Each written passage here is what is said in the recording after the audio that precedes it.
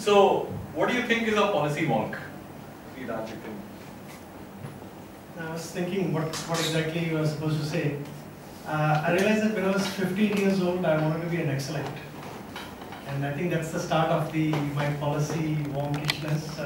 I think I looked around, I saw poverty, and when you're a 15-year-old, I suppose that's the only, I was very convinced that that's the only way to change the world and make it better.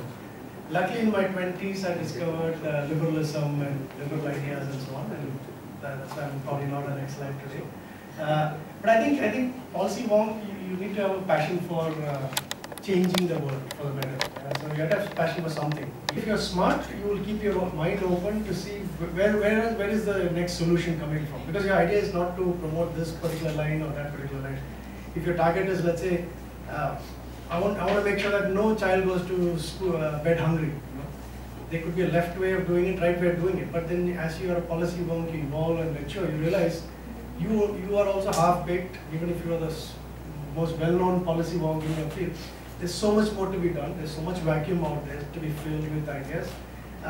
You may have believed in certain things, then you suddenly realize what you believed when you were in the 20s is kind of half-baked, and then you evolve to something. Point is, policy wonk, passion, open mind, desperate desire to change the world.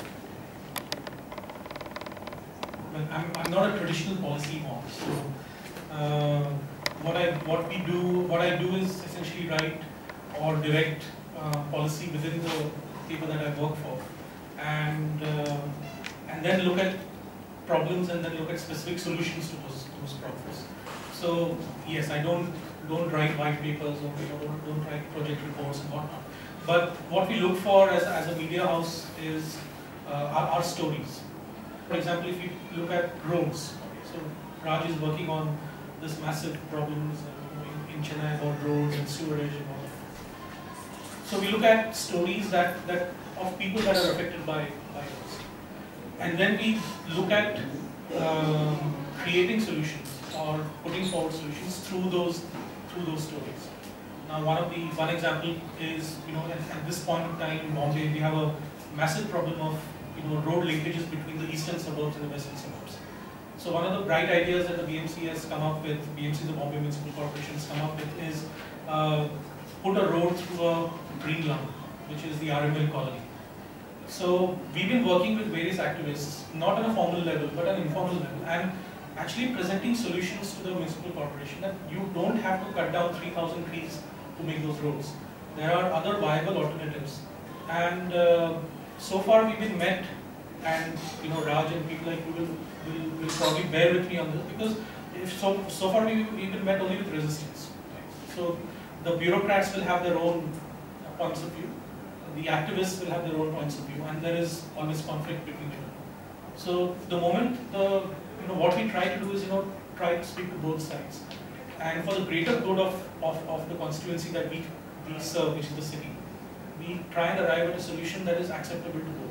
Now, I can't drive policy in that sense, but we can highlight issues that are created. So you don't, in my sense, in my particular context, I don't have to be a policy wonk sitting in a think tank, doing all this. I think there are various ways of affecting or influencing policy. I think the media is a great vehicle to do that. There's also the question of consistency. So if you are consistent in your ability to convince, to bring about the change, I think that makes a huge difference. So the wonk's ability is not just to research and to manage and to present, but also to convince the other side that what we are doing together is right, not just what I am doing is right. Because one thing that I was discussing with Raj just before we entered this room is it's difficult to convince a bureaucratic mindset. You will find it extremely tough to change minds. And one of the reasons that you need to have an open mind is that you have to accept what the other side says. I sort of agree with that. I think a policy wonk is something in between a scholar and a warrior, right? So you have to do your research, you have to do your homework, you have to do your thinking, but then you have to go out to the streets and fight for what you think is right? How you think we should build our roads, how you think we should design our space program, how we you should think we design our policies for growth. Right? So what do you think? Yeah, so I'm again still trying to answer that question myself. What is a policy wonk and who is a policy wonk? And my very limited understanding is it's probably someone who wants to do everything. Because I don't think you need to do one kind of analytical reasoning or one kind of thing. You just want to do everything, and this is a space that allows you to do that. And the end goal to me at least is, you know, problem solving or coming to some kind of a solution towards a big problem that hasn't been solved, or as Nitin says, a Mahatma great problem, you know, something that even Mahatma Gandhi couldn't solve. So we're all trying to solve that, and we're all trying to use every kind of skill that we have.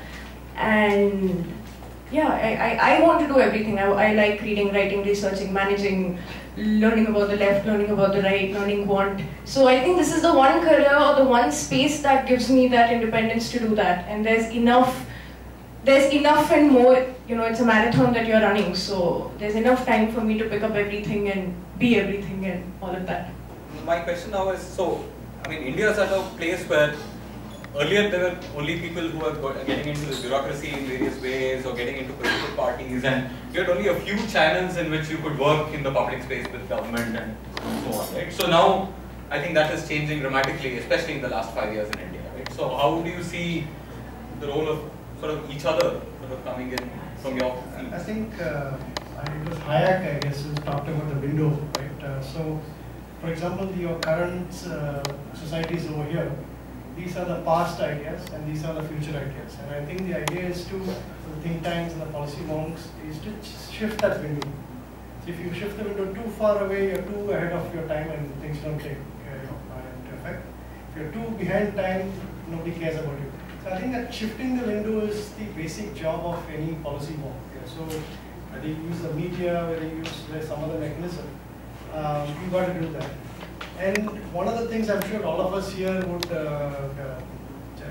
know is that today in India, any layers of any policy you take, yeah, there is a huge vacuum. Be it economic policy, be it urban policy, anywhere and anything, there is a huge vacuum. And in a Western country like the US, for example, even a ETBT village will have a think tank. I mean, I'm not exaggerating. I mean, every state has a think tank. You have the left-wing think tank, right-wing, center wing, black, white, and so on. Compared to that, if you look at the country like India, for our size and our scale of the problems, there are very few think tanks. So I think there's a vacuum out there, and how you fill up is a different issue. But there's a huge demand for it. So one of the things I want to sort of ask this again of you, Raj. We are all in this from very different backgrounds, and we are all trying to make a difference. I mean, sometimes you can get lost in saying, hey, I want to make a selfless difference to the country, right? But to survive in this space, as a professional in this space, what do you think sort of gets you through the day? Because say if you were into charity, right? I mean, you can, whatever efforts that you make, you can see a tangible difference sometimes. But in the policy space, especially knowing that change has happened, and then knowing that what you did actually contributed to that change is really, really hard, right? And most of the time you don't get to take the credit. So how do you see yourself in this space? I think the first thing I tell my fellow activists or policy wonk is that you have to ask yourself who's in charge. If you believe the commissioner or the secretary or somebody else like that who comes and goes is in charge, then you're looking up to him or her to give you the solutions. So most of the frustration I'm sure in this field is going to be, I went and met the so-and-so, I gave him a wonderful document, white paper, nothing happened, they don't seem to care, you know. So I tell myself and I advise others is that you have to realize that you are actually in charge. And that's the sadness of India. I'm not proud to say this. You wouldn't say the same thing in a Singapore or a New York City. They'll ask you who the hell are you, you know? So if you're really qualified, if you're really something to contribute, they'll welcome you and all that. You can't be some random activist who goes and tells you, aise bhi kar sakte hain, aise bhi kar sakte hain. So I think in India there's such a, like I said, there's a vacuum. So you have to realize that you are in charge. You are in your little world, you are in charge of that change that's going to happen in your city or your village or your country. And once you realize that, of course there's a huge burden on your head. I mean, you start putting pressure on yourself. But that is the first key, I think, to survival in this field. If you assume that other people are going to listen to you just because you have something to say, sometimes you realize there's nobody on the other side to listen. So you have to create that audience to listen, you have to have that patience to and persistence to survive. Mainly because you have to realize that you are the person who's going to make that change. Whatever, good change, bad change, that's a different way. It's not like somebody else is going to do it for you. So I think that's the first key to survival in this field. So I actually wanted to ask a question to Pawan and even to Raj. So when you look at activism or wanting to do something or create a change, it's very easy to go start a campaign, feel good about your cause, do a protest or something. But again, in policy, it's what Nitin always says, you're running a marathon. So how do you kind of sustain yourself, and especially if there are different elements that go into wonkery, right? Right from research to using that research to leverage a change. So how do you actually kind of sustain that stamina to run the marathon and be a wonk? So, I mean, my short answer to that is that you should be a policy wonk for secretary. I mean, for example, for me, I was someone who was in biosciences research, jumping into this. I mean, I'm working in public policy today because I get a kick out of it. I think India's sort of public problems are some of the grandest problems that need to be solved, and the way we are trying to solve them, right? We want to solve them in a plural, democratic setting, and that's really, really hard. And so these are, I think, the most challenging problems. And if I'm working in public policy, I do it only in India and not in the US or elsewhere. Not because I'm from this country, because I think the problems here are also just grander, right? So to me, yes, there is some satisfaction that comes from saying, hey, maybe we are influencing a public problem, helping solve it, but it's still selfish in a sense that I get personal pleasure and joy out of it. And I think that's important, right? Because it's easy to get lost in saying that I will serve the nation and then get disenchanted 5 years down the line. Because like you said, it's a marathon, right? It might take 40 years to change something. And often you never get to know whether what little you did, a little article that you wrote here, a little conversation that you had there, some research that you did, you never completely know that this is the reason why the change happened, right? So you hope to add to the chorus of good voices and hope that will transform some little thing. I started journalism thinking that, I want to change the world. But by the time you're 25, 30, you know that you can't change the world, right? But you can change certain things. You can't change the world, but you can maybe, clean your highway. You can remove the potholes on the highway so your fuel consumption is far less. You can create, policies which will make electricity far more accessible to everyone in the urban areas, especially in the city that I work in. So there are these various, things that you can do without having that, this grand thing that I want to change the world, and sometimes you don't get credit. Yeah, so many times you've written about something and things have changed, and people forget that you made that help. You helped that you have to make that change, but that's perfectly okay because you are not here because you want credit. It's not that I did this and I broke this news first and that's why I should get the credit. Of course, there are people who do that, no doubt about it. But the same thing in policy. You need not be there only for the credit, and you're there because you made a difference. The difference may be a small difference, but it's a difference. So it's about persuasion, right? It's about, imagine if you get 30 seconds in an elevator with a chief minister or a prime minister. You have 30 seconds. I mean, all of us talk all the time in our dinner tables and elsewhere, right? How some things are wrong, we can change how India is working. And here's your chance, right? You get 30 seconds, you're sharing an elevator ride with someone who actually has the ability to make a difference. Can you actually sell persuade the person? That's a famous 60-second pitch that you want, right? I mean, you necessarily don't have 2 hours to go and convince a chief minister. You'll probably get a minute or two.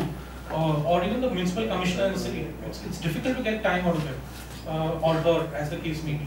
So one thing is that for that 60-second pitch, you've got to do research for 60 hours because you can't present a 60-second pitch out of thin air.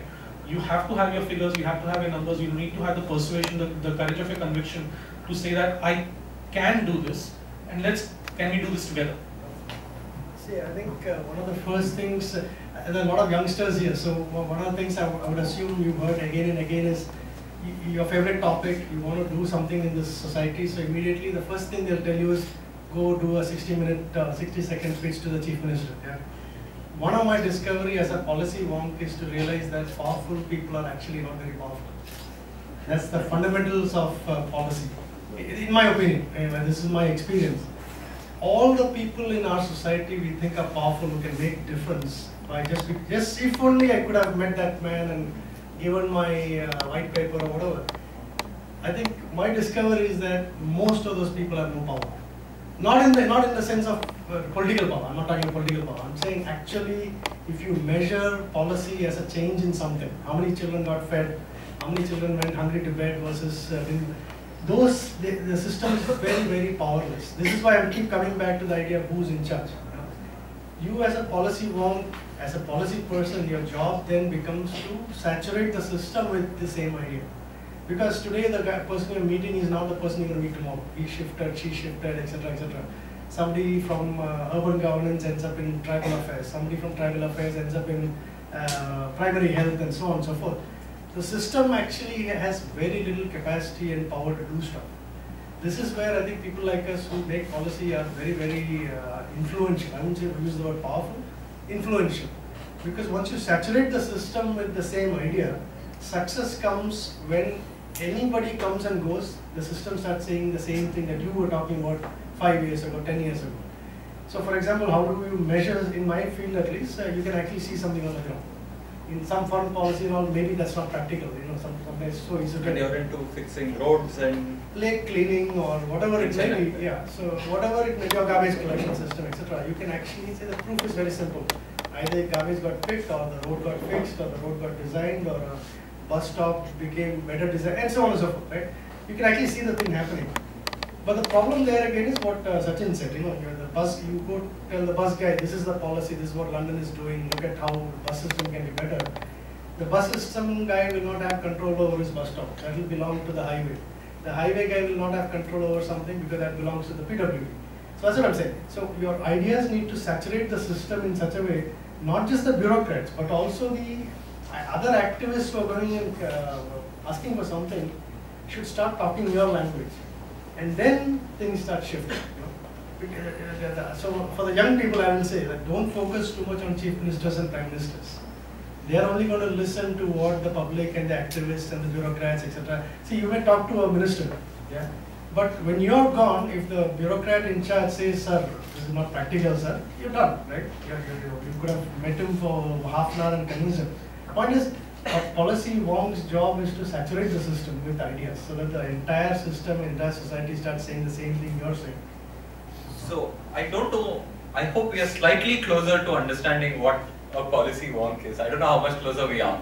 But how do you become one? I mean, we are in a space where traditionally government has hired through entrance exams people who can run our districts, our cities, our ministries and so on, right?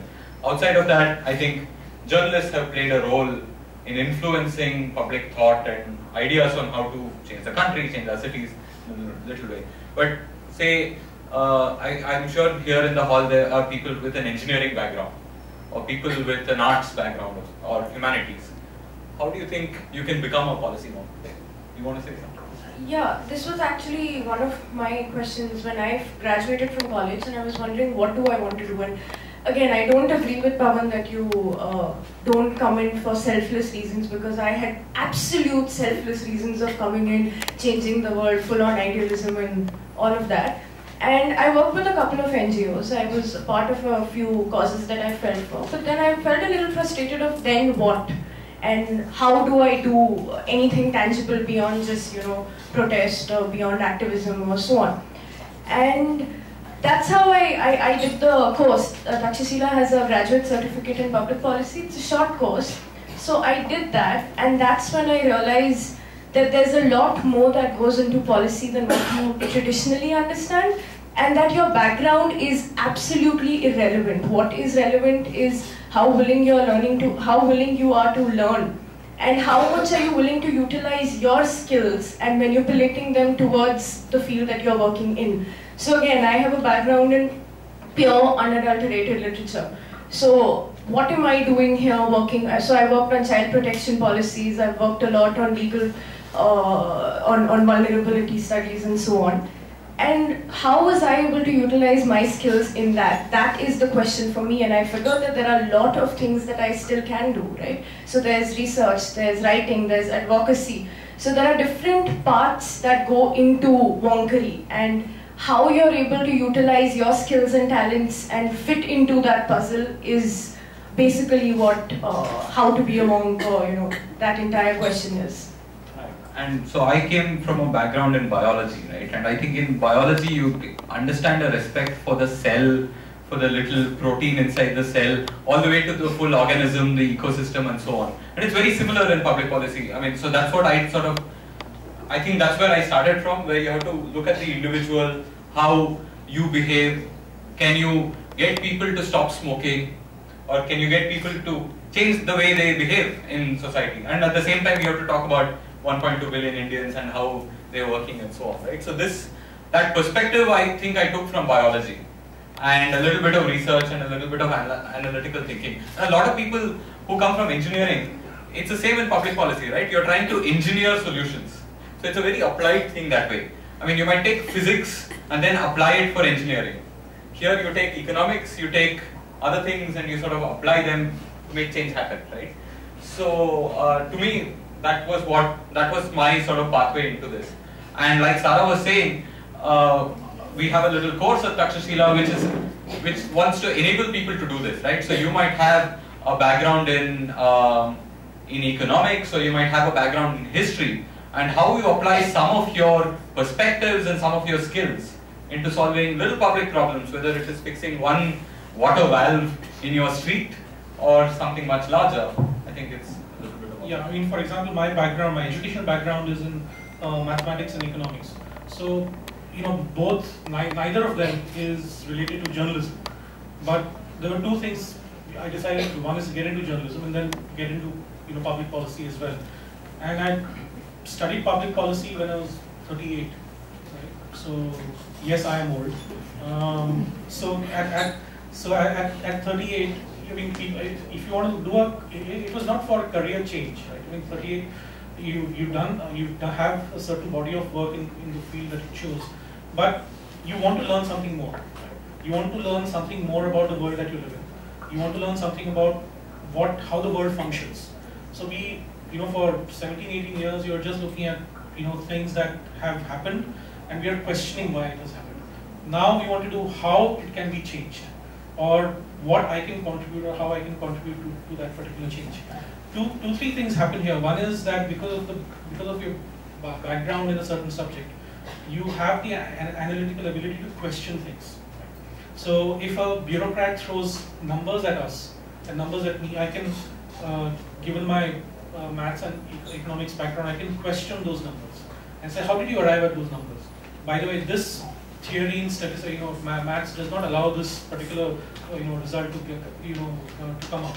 For example, one of the things that I always have an argument with is with the traffic commission on traffic jams. Now, as statisticians, we may have learned something on queuing theory, right?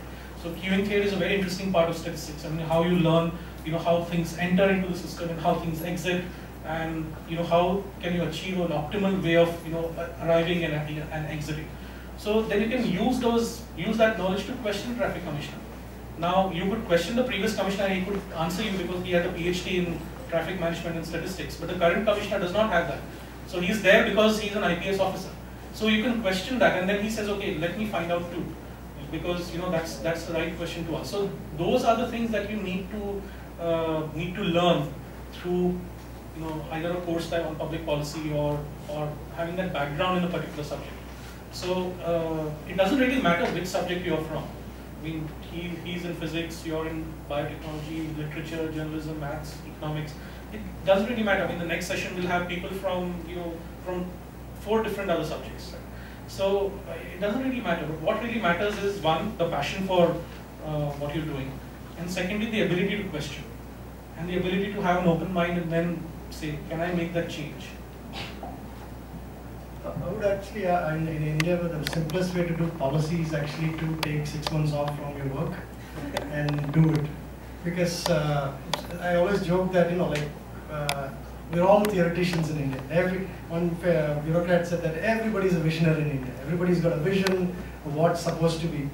But I think all of us have difficulty figuring out what actually is going on in the country, on the ground. Take any field. So every seminar I say this, that assume that your passion is to move one stone from this side of the road to that side of the road. Yeah. So theoretically, you can call the MLA or your local guy and say, look, move it. That's easy. They may do it, may not do it. But if you want to move millions of stones like that, the simplest thing I would argue is that just quit your job 6 months, spend the next 6 months trying to figure out how to move the stone from here to here. Then you'll realize the complexity of what's happening in the city or in a village or wherever.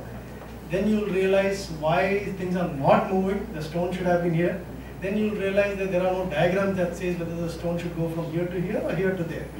So the point is, public policy in India has to be just quit your job 6 months, try to do what you're preaching, then you'll realize the actual issues and problems and solutions. I think most theories seem to collapse in the face of the problems that we're facing in our country. So I think that's the simplest way to become a policy mode.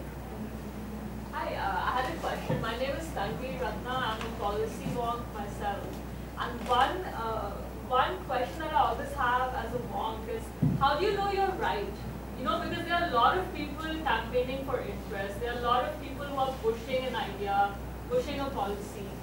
And can you talk about that methodology?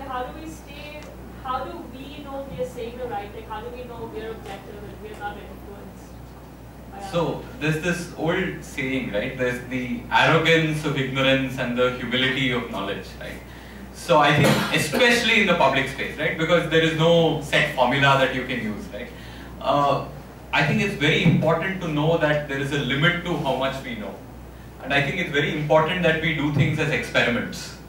And okay, we'll try something. If it works, it works. If it doesn't, then you try something else, right? So that's why I think it's very important not to be very rigid and narrow in saying, I'm a leftist, I'm a left liberal. Sort of putting ourselves in little holes, right? Saying, I will only do things like this. Because like you said, it's very difficult to know that you're right. So sometimes you need a little bit of research, a little bit of knowledge, a lot of conviction, and an ability to change when things don't work. So, but I would argue, a lot of it has to do with ideology, right? If you ideology then comes from history. So if somebody were to say that renationalize airlines, so you don't need to be genius to figure that that's a bad idea. Yeah? Not because you invented the concept of market. It's just that from looking around the world, you realize that that's not a good way to go. So luckily for us, especially in the age of internet, there is so many examples out there. Any model you can think of is already being implemented somewhere. So some of that stuff you can always check and see what did Bogota do, what did Singapore do, what did Paris do, and depending on the local conditions. So some countries, for example, has privatized it and it's doing fine. Some places it's a disaster. Some places governments are doing a great job, and sometimes it's a disaster, right? So then your expertise comes from the knowledge of the ground. In Goa, in Chennai, in Bangalore, what is the condition? What works? And then you can always say, okay, I can apply this model. But ultimately, I think if you're not ideological, you can't be very good at policy because you have to believe in something. You can't just be, I'll just pick the best idea and just. You can do that. You can look for the best solution. Then you're like a consultant. For you to be good in policy, there has to be some philosophy. Are you pro-market? Are you anti-market? Are you pro? I know. Somebody shaking. I completely disagree. I know. No, I agree. You got to have some passion, and passion comes from some ideology. And the ideology will change. And like I said, if you're smart, you will keep an open mind. You will not shut off your mind and say, this side is all wrong or this side is all right and so on. You can see how many people are ideological in the house. But Raj, by ideology, you don't necessarily mean a political ideology, right? No, I'm not party guy. I'm not at all a party guy. Ask how many are ideological. how many people subscribe to some ideology on the left, right? No, left, right is not ideology. Left and the side It is something beyond that. But how many of you identify with some ideology? How about we identify with nationalism? That's an ideology. That's also an That's an ideology. ideology. No, See, one can have an ideology saying that I'm a problem solver, but then that's not an ideology. Yeah, so the word, see, my problem with the word ideology is it depends on how you interpret it. So it has no meaning. No, that's not true. That's not true. You are reducing your, in my opinion, you are reducing your question from a very simple choice of right and left. Yes. I think the issues are far more complex. Absolutely, absolutely, I agree, right? So I think, I mean, you have, I mean, right and left is like one line, right? And in one line there are two sides, except there can be other lines, right? How do you think about how society should be organized versus how you think people should be able to use their wealth and resources, right? And what kind of freedoms they should have, be they social, personal or economic. And these are widely different. And ultimately what identity you identify with, right? Do you care about your city? Do you care about Goans? Do you care about Indians? Or do you care about all human beings on earth, right?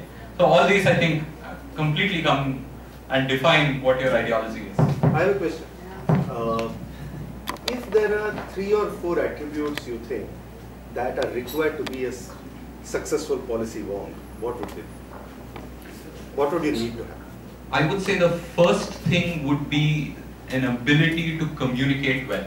So if you can write well, or if you can speak well, because everything in the public space is about persuasion, right? You want to persuade your mother, you want to persuade your boss, you want to persuade your chief minister, you want to persuade a bureaucrat, right? So I think communication would be the first attribute that I would identify. I would make it a little more loftier and say it needs to be extreme arrogance and extreme humility. So, you know, when you start on something, of course I'm right, and of course I'm going to tell you this is what it is. And then it flops, and then you need to realize you know nothing and start from scratch. And be very humble about the fact that you know nothing and that you need to start from scratch. So, yeah, to me that's the primary. I think you also need stamina to do something consistently and persist with it. Knowing perhaps that your idea is right, perhaps that your idea is right, and the ability to convince the other side that if we can do this, then maybe we can make a difference. So, but that process itself requires a lot of energy and it empties a lot of your, whatever ideology that you had or whatever passion that you had. So I think stamina is underrated because we think that we are our ideas would be accepted at first glance and whatnot, but they might not. Stamina. So you need a lot of stamina. I think one of the frustrations I've seen in the activist world, is ability to or inability to think scalable. See, I define activists like in 2 categories. I admire the other side. I admire what I'm not. There are people, for example, if you see a hungry child, immediately they will go and get food and feed the child. They feel very good about it. They feel 2 children or planting tree. They're very excited and they put a lot of effort into planting 10 trees on their street. And then there are characters like me. When I see a hungry child or a tree fall and I step back and ask myself, I'm willing to feed the child or I'm willing to plant a tree only as a pilot towards can I feed 1,000,000 children or can I do something to the system so that the children can feed themselves, something like that. So I think, in my opinion, we are considered somewhat successful in what we do, and the only reason is because we think scalability. Otherwise, everybody is an activist, right? And who wants to see hungry children? Right. Who wants to see a treeless world or a forestless world and all that?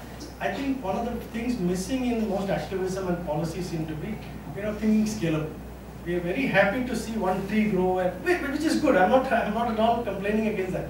One dog got treated well and one tree got planted. We're very excited. We write about it. That's fine. I'm nothing against it. As a policy guy, I don't care about one tree or one dog or one something. I want to see scalability. So I think we can take one final question. Is it difficult to combine your ideology with facts and truth to formulate a pro-people policy? Isn't it the whole objective of policy making in the first place? It's the most difficult. Yeah, it's tough because to get right in India, I have found as a journalist for 21 years now, to get the right data itself is tough. First of all, you don't have data, and then you got to find that data by going yourself and getting that data out. The RTI has helped a bit, but still government departments are secretive about data. There are a lot of leakages in fact in data itself. So which is why I said stamina is more important, because unless you're consistently going after that, you won't get data. And then accumulate that data and then find that. I have a question. Public policy. Is it time for question answer session? Please. And we'll soon spill over into the second session as well, so you can have the second set of people also answering your questions. Now, public policy. Question is, who plays a role in formulating public policy? Is it think tanks? Is it government? Or is it a combination of both? I think it's everyone. It's the public, it's think tanks, it's individuals, it's people who have written one small article in a newspaper. I think all of us can influence policy in a way. So in that sense, policy might be the domain of government, but all of us have a role in influencing what we see. So what I'll do now is, I think the time is up for our session. So we have a follow-up session where we have some extremely interesting people coming to talk about, can our politics, can Indian politics do good policy? Right? So with that, I'll hand the mic over to my colleague Nitin, who can invite the next panelists on stage. Thank you.